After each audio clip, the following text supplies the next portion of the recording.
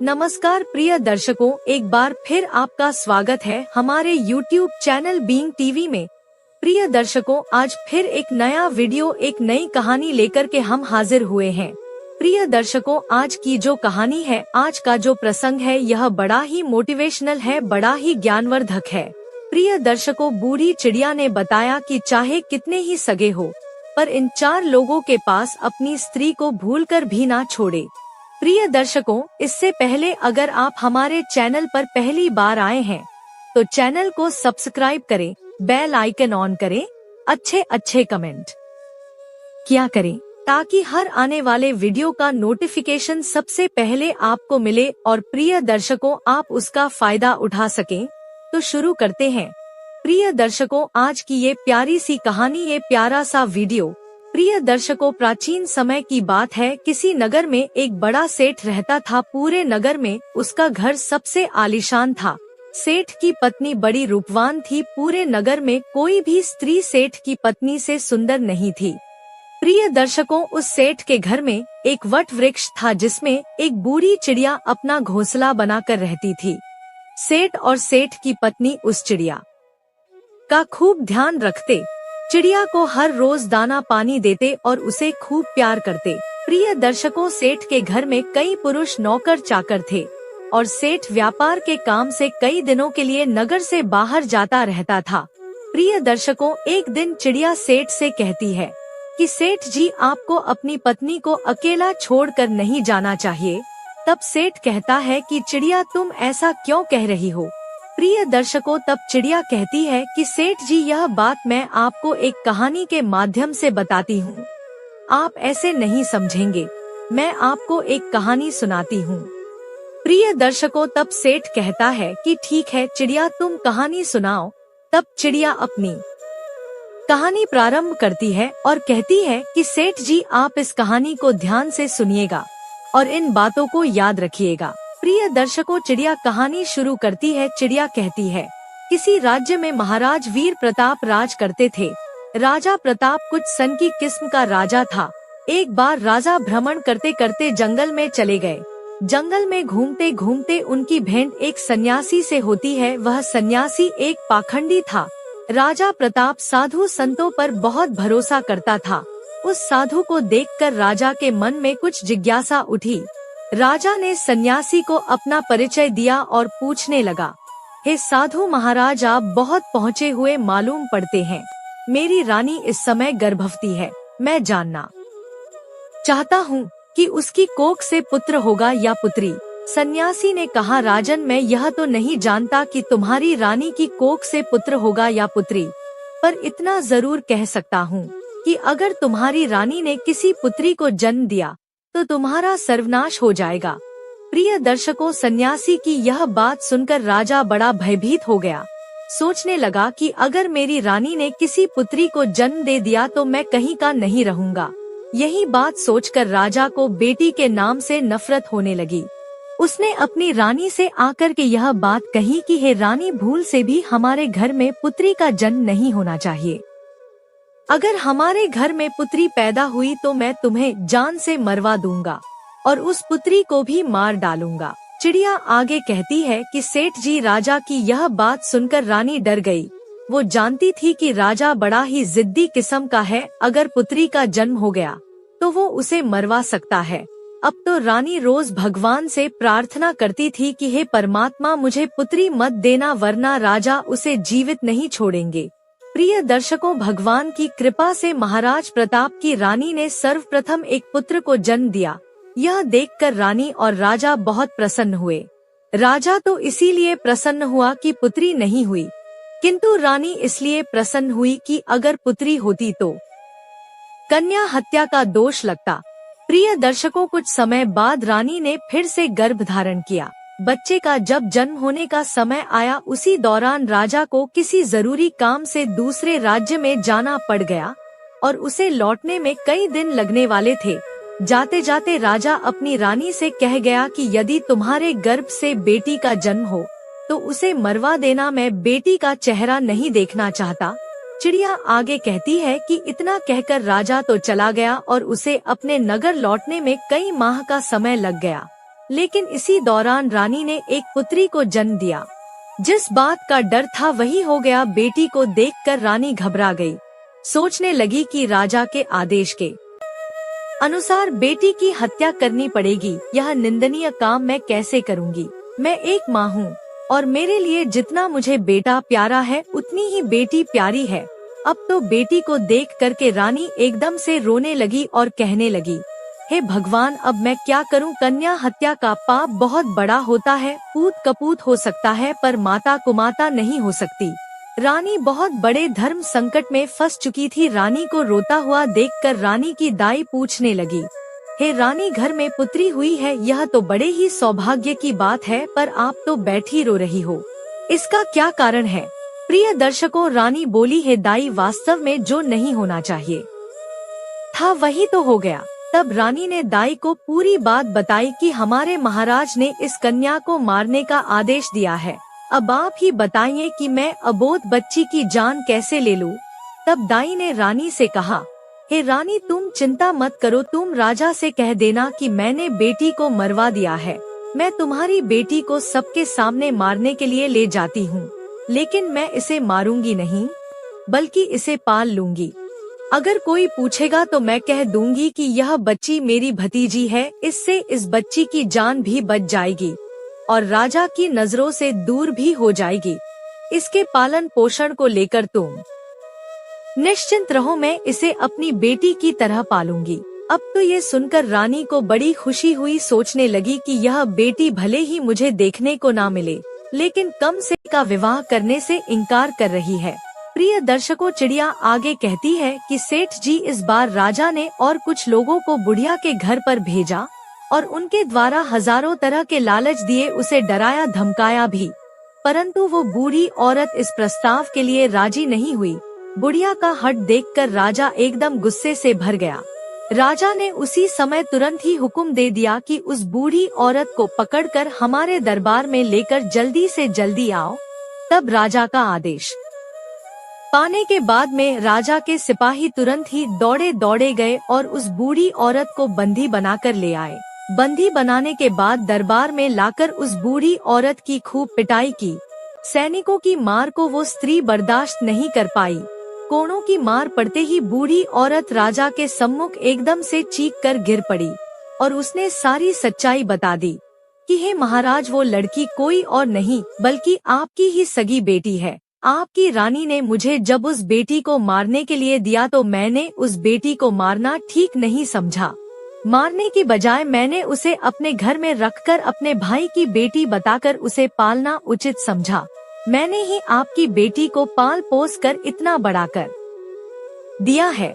यदि आप अपनी ही बेटी से विवाह करेंगे तो यह बहुत बड़े पाप की बात हो जाएगी। प्रिय दर्शकों, दाई की बात सुनकर राजा चकित रह गया। उसने अपना माथा पीटा और सोचने लगा, हे भगवान, मैं यह कितना बड़ा पाप करने जा रहा था। तूने मुझे इतने बड़े पाप में पड़ने से बचा लिया। अब तो राजा प्रताप को और ज्यादा गुस्सा आने लगा। उसने तुरंत ही अपने बेटे को हुक्म दिया कि बेटा, अपनी बहन को जंगल में ले जाकर इसका सर काट देना और इसे वही दफना देना। प्रमाण के लिए तुम इसकी दोनों आंखें निकाल कर मुझे लाकर दिखाना। प्रिय दर्शकों, उस राजा का एक बेटा था जो उस लड़की से बड़ा था। अब वह भी जवान हो चुका था। अपने पिता की ऐसी बातों को सुनने के बाद में राजकुमार जो था वह एकदम से परेशान हो गया। सोचने लगा, पिताजी ने मुझे बहुत ही पाप का कार्य सौंपा है। इतने वर्षों के बाद तो मुझे मेरी बहन मिली है और उसे मैं अपने ही हाथों मार डालूं? भगवान कभी मुझे क्षमा नहीं करेंगे। हे भगवान, यह पाप मुझसे ना कराओ। अब तो राजकुमार सोच सोच कर बड़ा दुखी होने लगा। मन में सोचने लगा कि किस प्रकार अपने हाथों से अपनी बहन का कत्ल करूंगा, किस तरह मैं अपनी बहन की आंखें निकलूंगा। यदि मैं बहन का कत्ल करने से मना करता हूँ तो राजा बहुत बड़ा जिद्दी है, वह मुझसे नहीं तो किसी और से मेरी बहन को मरवा ही देगा। प्रिय दर्शकों, अब तो मजबूर होकर के राजकुमार अपनी बहन को लेकर जंगल की ओर चलने लगा, क्योंकि उसे जाना ही था। उसके पिता का जो आदेश था, बहन को जंगल में ले जाते समय अब तो भाई का प्यार बहन के लिए उमड़ पड़ा। और कहने लगा, है बहन, किसी भी सूरत में मैं तुम्हारा कत्ल नहीं करूँगा, मैं तुम्हें यही जंगल में छोड़ देता हूँ। अब आगे तुम्हारी किस्मत रही कि वो तुम्हारे साथ क्या करती है। तब बहन ने जवाब दिया, भैया तुम मुझे मार दो और मारकर मेरी आंखें निकालकर पिताश्री को ले जाकर दिखा दो, और यदि तू मेरी आंखें निकाल करके नहीं ले जाएगा तो हमारा पिता तुझे भी मार देगा। प्रिय दर्शकों, उस समय वे दोनों भाई बहन एक दूसरे से लिपटकर बहुत रो रहे थे। उनके ऊपर दुखों का पहाड़ टूट पड़ा था। उन्हें कुछ समझ में नहीं आ रहा था कि वे क्या करें। अंत में राजकुमार इस नतीजे पर पहुंचा। उसने निश्चय कर लिया कि वह अपनी बहन को नहीं मारेगा। उसने अपनी बहन को समझाया कि बहन, मैं तुम्हें इस जंगल में छोड़े जा रहा हूँ। आगे भगवान मालिक है कि वो तुम्हारे साथ क्या करेगा। मैं कोई ना कोई बहाना पिताजी के सामने बना दूंगा। इतना कह करके उसने अपनी बहन को वही जंगल में छोड़ दिया और आगे के लिए चल पड़ा। आगे जाकर उसे जंगल में एक हिरण दिखाई दिया। उसने तुरंत उस हिरण का वध किया और उसकी दोनों आंखें निकाल ली। उसके बाद वह अपने पिता के समक्ष पहुंचा और वही हिरण की दोनों आंखें दिखाते हुए कहा, पिताजी, मैंने बहन को मारकर एक नदी में फेंक दिया है। वे आंखें देख करके राजा को भी भरोसा हो गया कि वास्तव में मेरे पुत्र ने उस लड़की को मार दिया है। सुनकर राजा बड़ा प्रसन्न हुआ। इधर रानी ने अपने बेटे को अपने पास बुलाया और पूछा, बेटा, क्या तू सच में अपनी बहन को मार कर आया है? तब राजकुमार कहता है, हे माँ, मैं तुमसे झूठ नहीं बोलूँगा।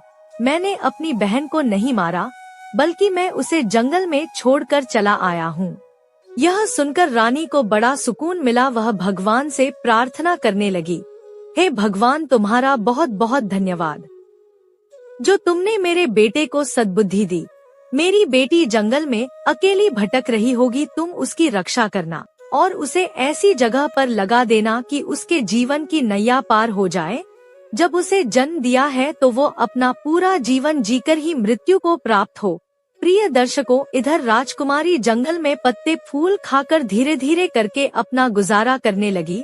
पेड़, पत्थर और कटीली झाड़ियों के बीच घूमते घूमते उसके वस्त्र बिल्कुल फट चुके थे। वह अर्ध नग्न अवस्था में उसी जंगल में भटक रही थी। कई दिन उसे जंगल में बीत चुके थे। एक दिन ऐसा भी आ गया कि उसके शरीर पर कोई भी वस्त्र नहीं बचा। वह वृक्षों से फल फूल खाकर अपना दिन गुजारती थी और घनी झाड़ यो के बीच छिपकर सो जाती थी। एक दिन उसी जंगल में एक दूसरे राज्य का राजा चंद्रभान शिकार खेलने के लिए आया। इधर राजकुमारी वृक्षों से फल तोड़कर खा रही थी। जैसे ही उसके कानों में घोड़े की आवाज पहुंची, तो राजकुमारी घनी झाड़ियों के बीच छिपकर बैठ गई। सहयोग से राजा उसी वृक्ष के नीचे आकर विश्राम करने के लिए बैठ गया। अचानक राजा की नजर उन झाड़ियों के बीच गई। उसने देखा कि झाड़ियों के बीच कोई बैठा है। किसी मनुष्य की आकृति नजर आ रही थी। राजा ने फौरन आवाज लगाई, तुम कौन हो और इन झाड़ियों के बीच में क्या कर रहे हो? तुम जो भी हो फौरन बाहर निकल कर आओ, मैं तुम्हें विश्वास दिलाता हूँ, मैं तुम्हें कोई हानि नहीं पहुँचाऊंगा। राजा की बात सुनकर झाड़ियों के बीच से राजकुमारी ने आवाज दी, हे रागीर, मैं जिंदगी भर कभी नहीं भूलूंगी।